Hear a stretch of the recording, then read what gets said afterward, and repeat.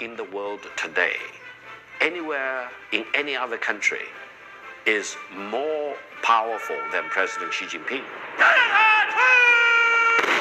He's declared himself chairman for life. I call him chairman of everything, chairman of everywhere, chairman of everyone.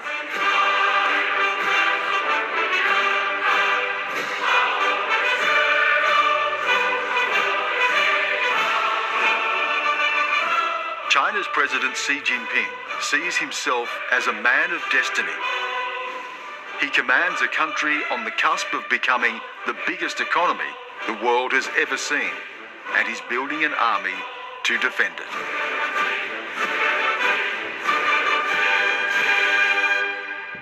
没有任何力量能够撼动我们伟大祖国的地位，没有任何力量能够阻挡中国人民和中华民族的前进步伐。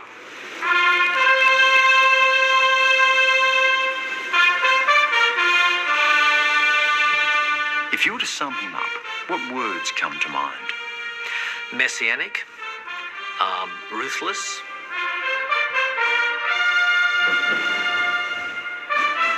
I think he's really very focused on control, right? He's very focused on control over the party, control over the country. We are turning more towards authoritarianism under Xi Jinping. He has centralized the power around him. To make China great again, Xi Jinping is upending the global balance of power. If any armed conflict breaks out between China and the United States, it will be catastrophe for mankind. It may become an Armageddon for humankind.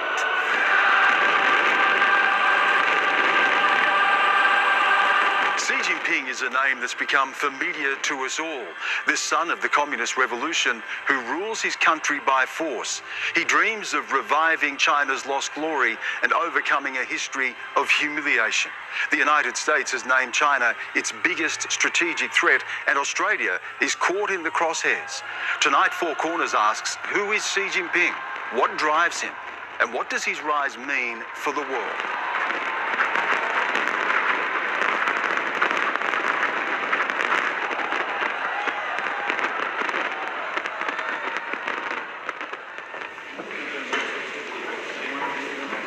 Madam Speaker, the President of the People's Republic of China.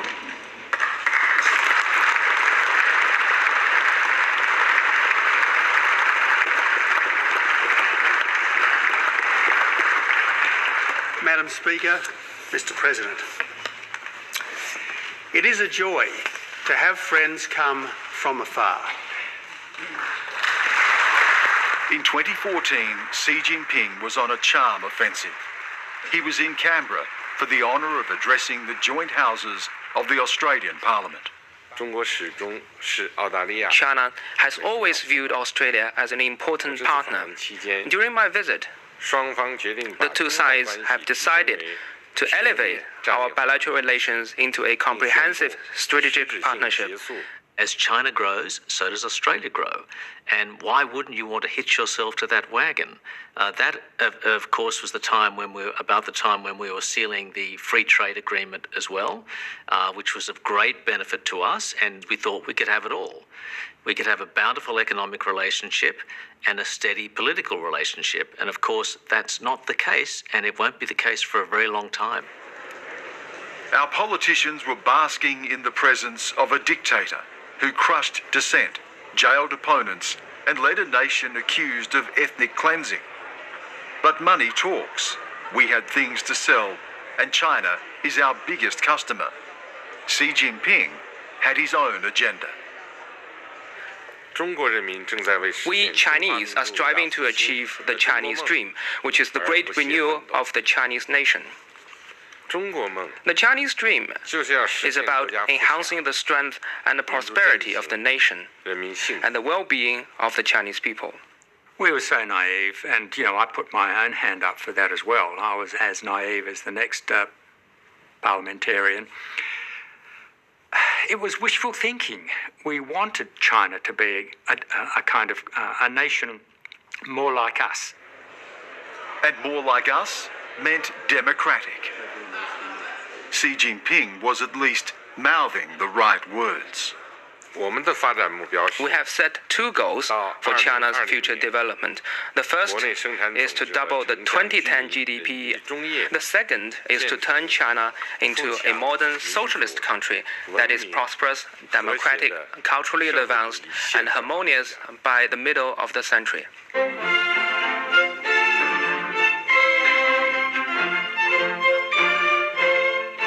At a state dinner that night, Tony Abbott startled China watchers with a monumental misreading of what Xi really meant by democratic. I have never heard a Chinese leader declare that his country would be fully democratic by 2050. I have never heard a Chinese leader commit so explicitly to a rule-based international order founded on the principle that we should all treat others as we would be treated ourselves. I was there. I helped actually write a bit of Tony Abbott's formal speech response to Xi Jinping. Tony Abbott got up in particular at that banquet in the Great Hall and said he was so delighted because Xi Jinping had said by 2049 China would become a modern democratic society. And he was so delighted. Our ambassador to China was absolutely mortified by it. It's easy now for us to laugh at Tony Abbott when he referred to Xi Jinping as a proto-democrat, but Tony Abbott was by no means alone when he made that statement. There are many statements that political leaders have made about China, the Chinese Communist Party, and Xi Jinping that now look ridiculous. The world has changed, and it's only fools and apologists who continue to defend Xi Jinping and the Chinese Communist Party.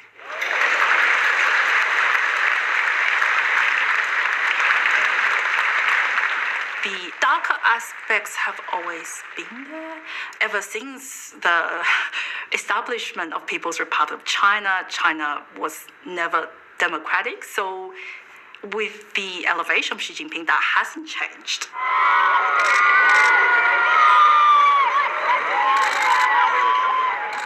Xi and his wife travelled to Tasmania, where they were met like royalty.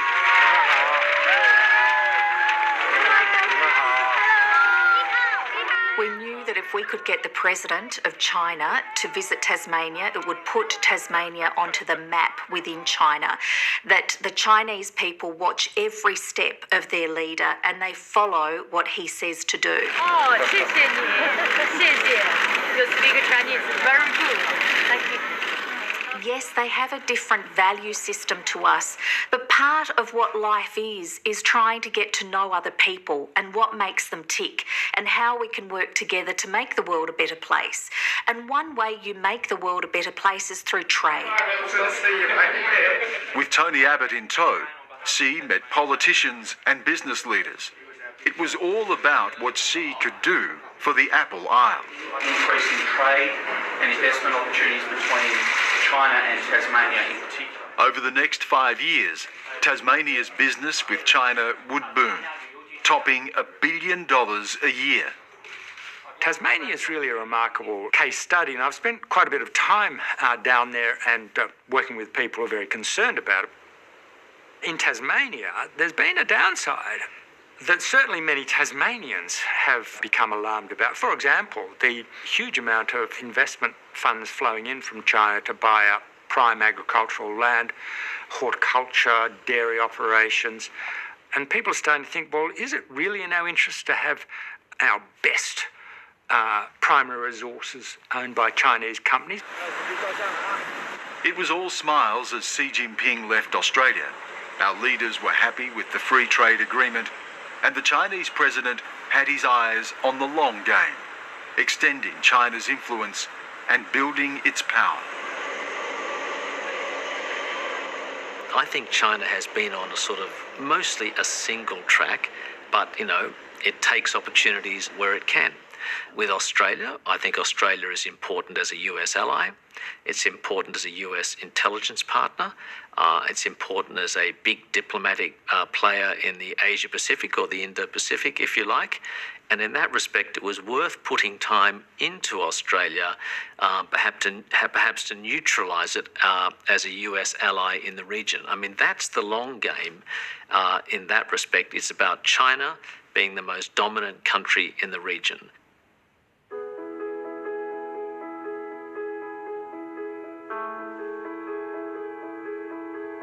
Xi Jinping was born into a country of war and revolution on June 15, 1953. His father was a Communist Party hero, a right-hand man of Mao Zedong. Xi is party royalty, what is in China called a princeling, but as he prefers, a man of the people. 我很自豪啊，自己能够出生在一个革命家庭里面，家庭有这个很严格的革命传统教育，总是讲说这孩子们不要放到温室里啊，是吧？大风大浪。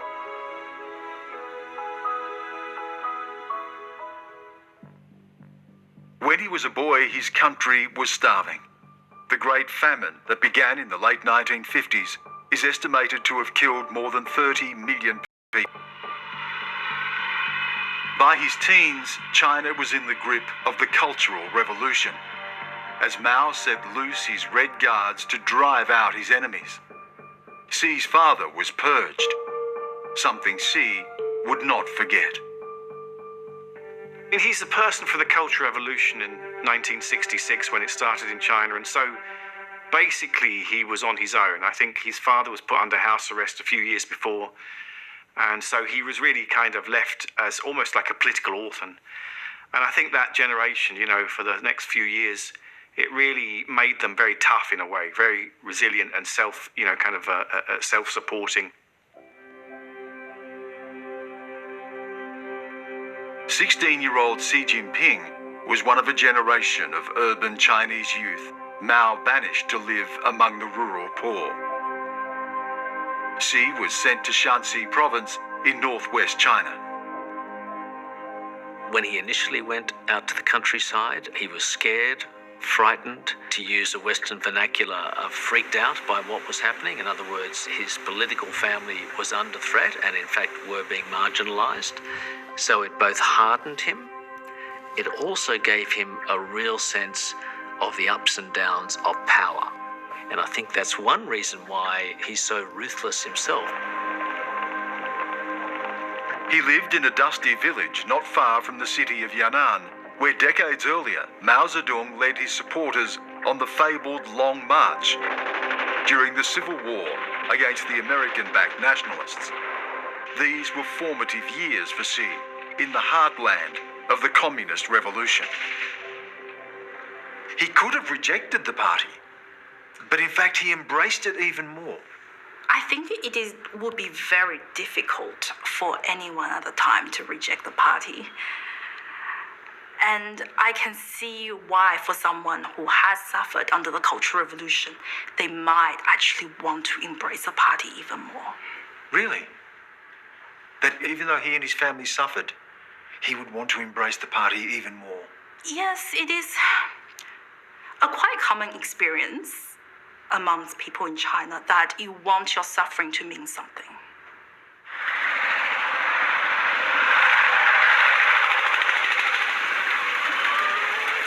This is where Xi Jinping built his myth, sleeping in a cave carved from the hillside and working alongside peasant farmers, a story he's promoted time and again. 那真是叫接受贫下中农再教育啊，试图着去跟他融入、接近、了解他们。 So he actually was re-educated, just as Mao wanted. Just as Mao wanted. He wanted to re-educate China's young people in the 1960s.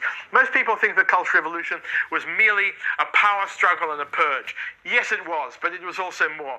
It was about Mao trying to train up a generation of younger people who would, in the end, be party ideologues and supporters who would help maintain the ethos of party control and the revolution far beyond his day.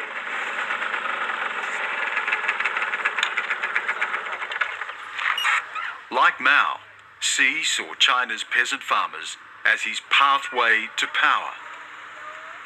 He calls himself a son of Yellow Earth. This Yellow Earth mythology fed into the party's belief that our true origins are in the countryside, are with eternal China's past.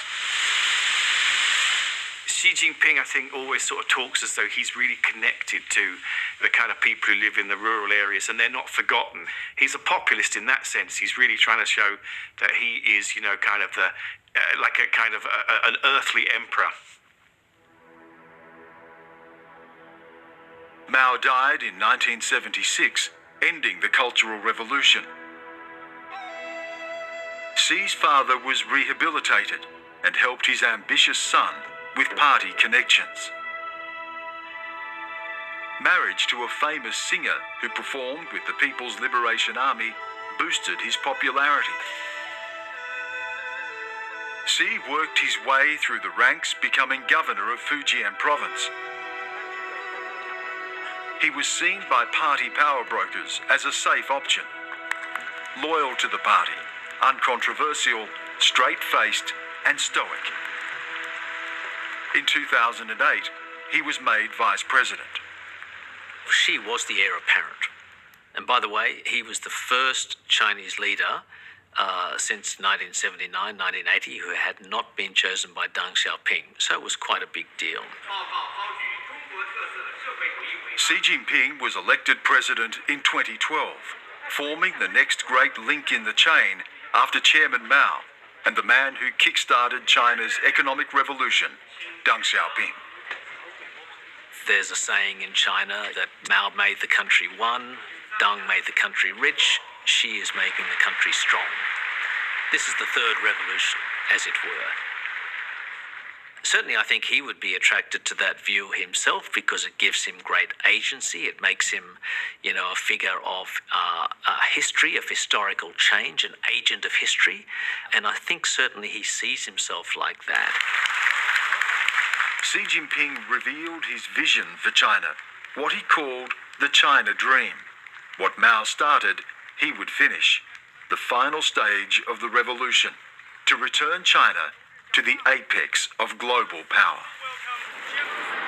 我以为实现中华民族的伟大复兴，就是中华民族近代最伟大的中国梦。国家好，民族好，大家才会好。 On the national level, China Dream means the revitalization of China. After all, China was humiliated for more than 100 years, ever since the First Opium War, and China need to rise up. And this is a continuous process. China by today is already the second largest economy in the world. And in less than 10 years' time, China will be the largest economy in the world. And China need to project its own image onto the world as a force for peace and stability and economic development. When we first heard China Dream, a lot of us thought it was going to be a lot like the American Dream, which is basically a very individualist vision of having a lot of material prosperity, a lot of freedom to do what you want, and living as a citizen in a powerful state, but one that doesn't intrude too much. So that was the American Dream. And the China Dream, I think people initially thought that that was being offered, but it's become very clear that what Xi means by a China Dream is really a Chinese state dream. It's not an individual dream. It's not a dream for citizens. It's a vision of a state, a Chinese state that's very strong, that's internationally respected, that can throw its weight around internationally if it needs to, and that is in no way inferior to anybody else. As president, Xi Jinping moved quickly to consolidate his hold on the party and the country. The moment he came into power, it was pedal to the metal, if you like. He accelerated on all fronts to eliminate dissent, to eliminate rivals, to eliminate corruption. Now, his family had been involved in lots of deals as well. That's been well documented. There was nothing that made Chinese people more angry than seeing officials around them, be it in a township, city, province, wherever, high on the hog, getting rich, and frankly, getting rich in very nefarious ways. Stealing farmers' land, getting cuts of deals, promoting their relatives, etc., etc. China was very corrupt. It probably still is, not like it was. And so Xi Jinping used the anti-corruption campaign both as a populist measure and to purge his rivals.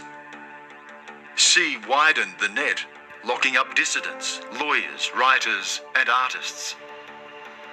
I remember back when Xi Jinping was first elevated as a leader, there was actually quite a lot of expectation placed on Xi Jinping. We are seeing a turning more towards authoritarianism under Xi Jinping. He has centralized the power around him. And also, we're also seeing that there's increased concerns about human rights in China as well, in Hong Kong with regards to pro-democracy activists and legislators, and in Xinjiang with regards to what the Chinese government has been doing to Uyghurs and other ethnic minority groups. What we didn't see, except for a very small handful of close observers, is that Xi Jinping wasn't the great liberator. He wasn't going to be the man who would continue the liberalising trend. In fact, he was exactly the opposite. He was a return in a very decisive way to the oppressive Leninist party control freakery that we had so feared. And it's only now, as some of the more insightful and long-standing China analysts have started to expose what Xi Jinping was saying way back at the end of 2012 and in 2013. They were starting to say, we were just so wrong about this man. Xi Jinping has relentlessly crafted his own cult of personality. Chinese audiences are fed a constant diet of propaganda on state-run media about Xi and his China dream. Through his firm resolve, charisma and intelligence, he's brought the world closer to China. Worldwide, there's now a better understanding of China as a major country. This new historical course charted by President Xi Jinping is the fundamental direction of Chinese diplomacy in the new era. The cult of Xi is everywhere in the media. There's Xi, the beaming father of the nation.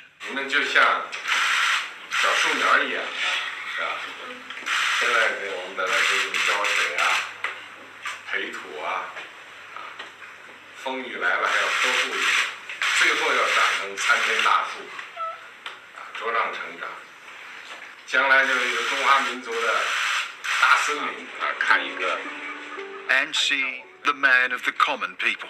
我呢，这个也是来自于基层，我做了7年的农民，然后做村长、做县长、做市长、做省长，可以说我和普通群众啊，都有着这个很天然的感情。再见，哎呀，小姑娘，哎呀。With long memories of the brutal Mao years, some in the party have grown nervous.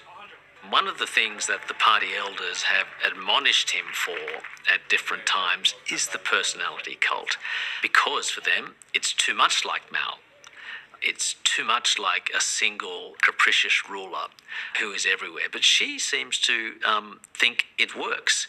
And this is another reason, I think, why he sort of values Mao, because whether you think he got things done well or badly, the only way to get things done is to be a dictator in China.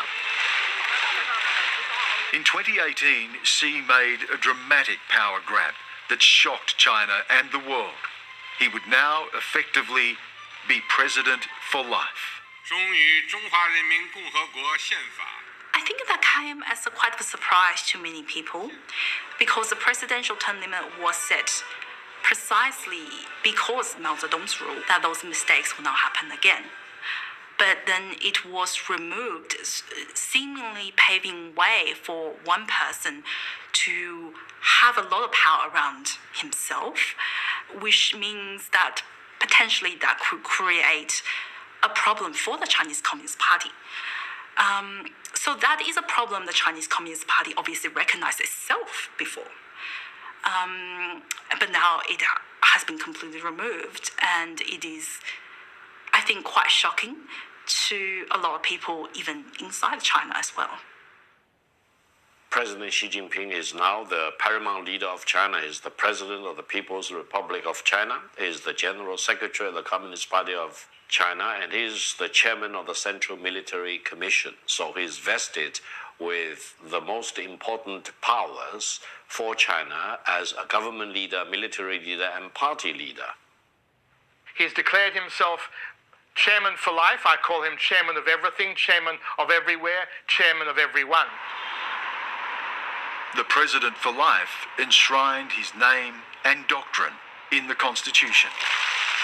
Xi Jinping thought became the guidebook to propel the country into its new era. I think Xi Jinping thought says that the party rules all, and that China is on a path to inevitable greatness, and that everybody better get used to that. Universities run compulsory courses in Xi Jinping thought. Saturation media coverage even includes a TV show where contestants are quizzed on their knowledge of Xi's life and thought. 请问下面哪一个是习近平在正并且推行的改革举措 ？A. 半沼气 B. 半旅游 C. 生态补偿，请选择。 How far is Xi Jinping prepared to go? He's now president for life. What will he do to achieve what he wants for his country? Well, the mission is to create a powerful, strong China. So 2021 is the 100th anniversary of the Communist Party, so we'll see a bit more of this vision. The problem for Xi Jinping is that domestically, nationalism works. You know, his nationalistic message of a strong, powerful China is something that I think almost all Chinese sign up to. But externally, it doesn't look good. I mean, this is something that scares people. They look at this and think, wow, what is this bellicose-sounding nationalistic country that's so big and so unknown? So this is going to be a big, big challenge that's going to need pretty good diplomacy.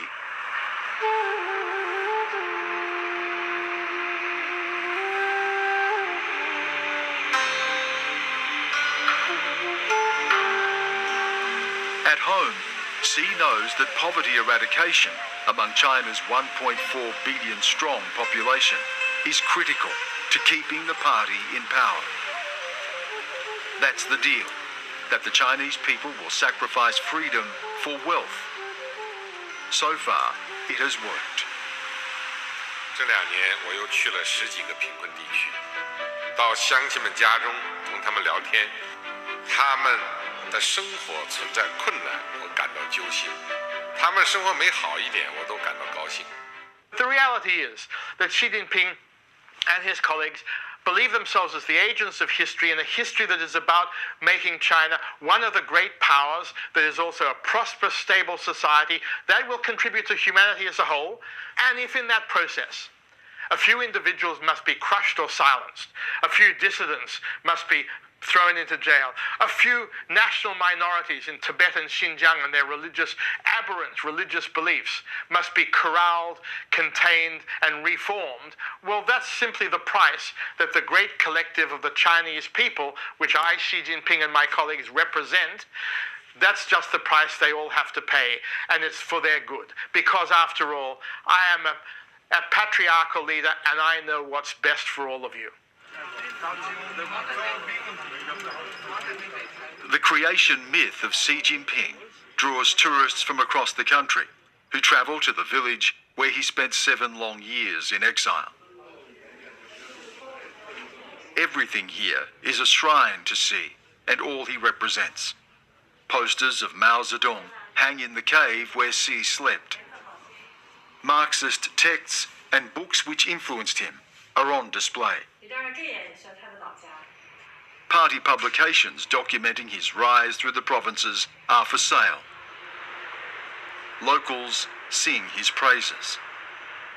习主席就是尤其是非常关怀我们普通的老百姓啊，都是他做的每件事好，都是从我们基层的人民着想去做的。对我们现在的现在不是已经都脱贫了嘛啊，都是这也是很大一部分都是习主席的一个功劳啊，所以真的主席真的很伟大啊。确确实实很伟大，他的每一个做法都是很让我们幸福的。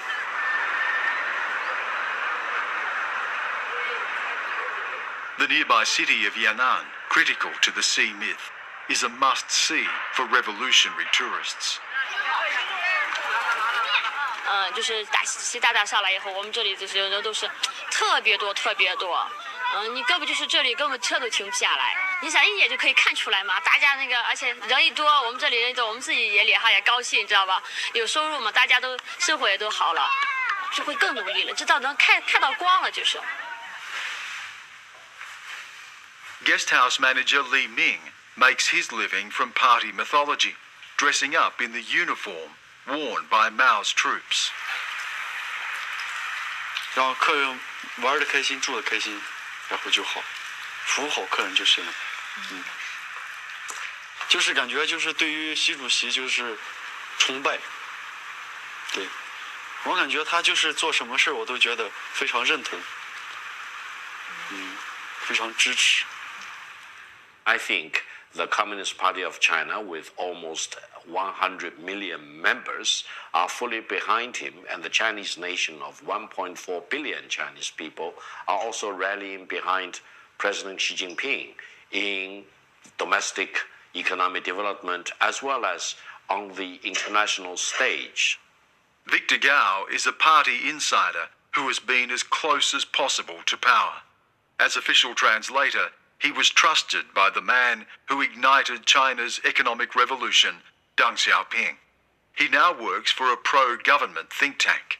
I would say, by my personal calculation, no one in the world today, anywhere in any other country, is more powerful than President Xi Jinping in terms of the country he's leading, in terms of the level of responsibilities he's exercising, in terms of his level of responsibility for the job he's doing, taking care of the welfare and the well-being of the Chinese nation, but also contributing to peace and development, and also fighting against all kinds of false accusations and distortions, mostly created by Washington in terms of the rise of China.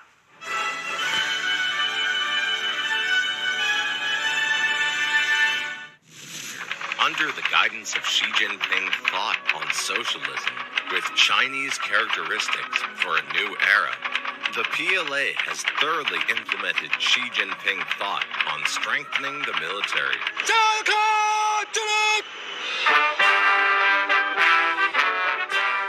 Xi Jinping is building a military as powerful as his economic might.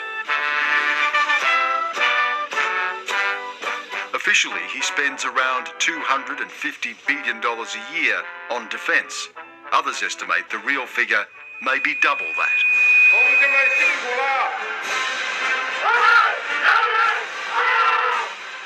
Images of his battle-ready troops are pumped out for international and domestic consumption. Certainly in China, this sense of nationalism has channeled this sense of resentment and this sense of past humiliation, which funnels a sort of aggressive nationalism. China is a meteoric rising power. The U.S. is a colossal ruling power. And when a rising power is displacing or threatening to displace a ruling power from its position at the top of every pecking order, basically things get worse and then they get worse. To the US, Xi Jinping's China is its biggest strategic threat. As long as China continues achieving or trying to achieve the China dream, that Xi Jinping has laid out quite vividly. And as long as the U.S. Attempts to maintain the position it's enjoyed for an American century as the leading power in the world and as the architect of a very successful international order, there's going to be a grand contest, and it will discombobulate everything from American politics, as we've seen here, to international relations. As an American ally, Australia is caught between its economic interests and its security. As far as China is concerned, Australia has been even more agitated than Washington in many situations. And from the Chinese perspective, what the Australian government has been doing over the past several years has been very much demonstrating hostility against China as a country, against the Chinese people, and against the Chinese political system. Xi Jinping has made it clear, on his watch, Australia needs to mind its step. In less than 10 years' time, China will be larger than the United States as an economy, and by the middle of the century, the size of the Chinese economy is expected to be double the size of the United States. That gives more opportunity for countries like Australia to engage with China on a peaceful basis and to do more business with China, rather than, for example, blindly, without exercising your own judgment and your own brain, for example, to refuse to see the megatrend coming and refuse to embrace the rise of China as an opportunity, but really doing the suicidal thing to cut off yourself from China, from the Chinese nation, and from the Chinese market.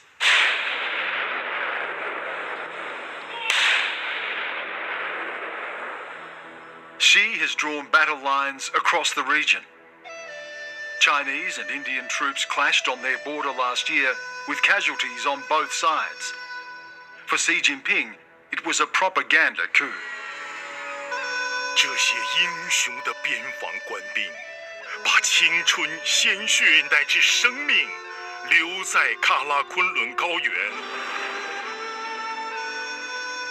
Then there is the South China Sea, where the US and China stare each other down.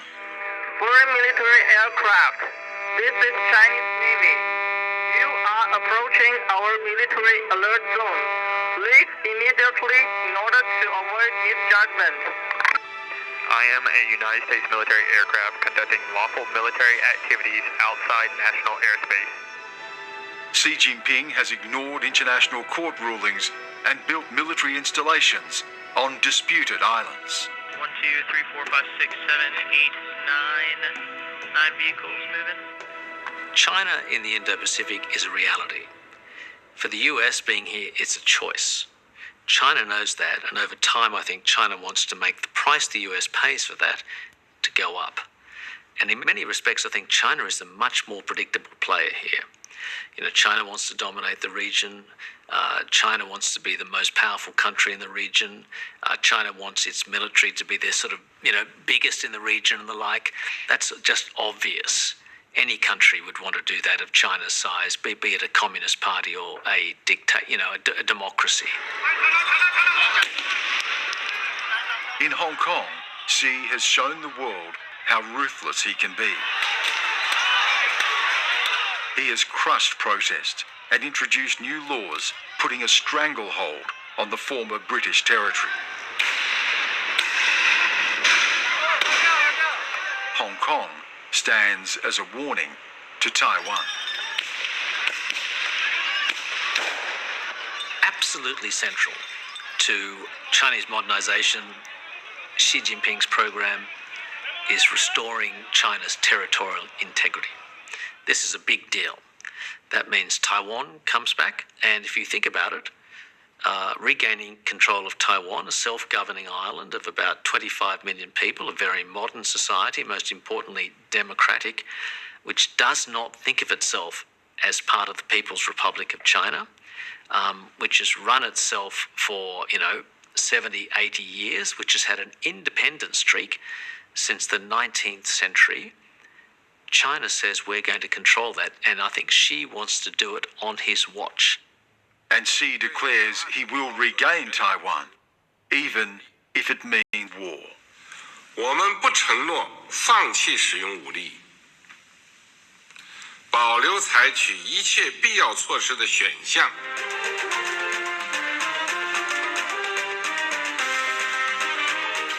China has ramped up threatening military exercises near Taiwan. If Xi attacks Taiwan, he could trigger a war with the United States, potentially dragging in Australia. I think if there were a war, it would be insane. I think you couldn't be confident that if a war developed over Taiwan, and even if it began as a small war, that it could expand into a larger war, and that once you get up the escalation ladder in a larger war, that even nuclear weapons might become, part of the conflict. If any armed conflict breaks out between China and the United States, it will be catastrophe for mankind. It may become an Armageddon for humankind. For Western democracies, the battle lines are already drawn. Can we live in a world where the dominant economic power and all of the other power that comes with that is one that fundamentally rejects the values of our society? Well, we can live in that world, but it's going to be a much less comfortable world, and it's going to be one in which we'll have, terms dictated to us more than we have them dictated to us now. Now, that doesn't mean China gets its way, but it means that China is much more difficult to deal with and might get its way on a lot of things. So, yeah, life's going to get harder for us. If all you're doing is sitting around and feeling upset or fearful or angry that China is bigger and more powerful, then you've put us on a very dangerous spiral, I feel. And that's something that worries me, not only as an observer, but also as a citizen of the United States, and also as a person, who doesn't want the world to go to hell.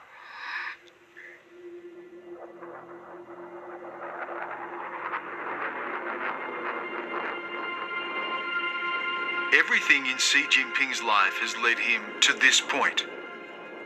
He rules his country like an emperor. His China dream is within reach, and he's warning the West, if they try to stop him, they'll pay. Some days I think the battle is over and China's influence is now so great, and Xi Jinping and the Chinese Communist Party are so determined to become the dominant hegemon in the world that there's nothing we can do.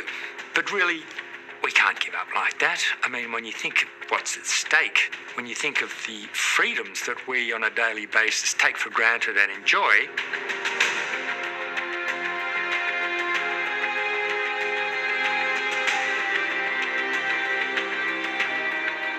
now we're dealing with this radically different view of the world, which is not a modern one. I mean, it's not like China is a power that sprung from nowhere. It's got historic roots going back many, many centuries. This is not something that can be just shifted. This history we're moving into, this world we're moving into, there is no roadmap. There is no easy roadmap.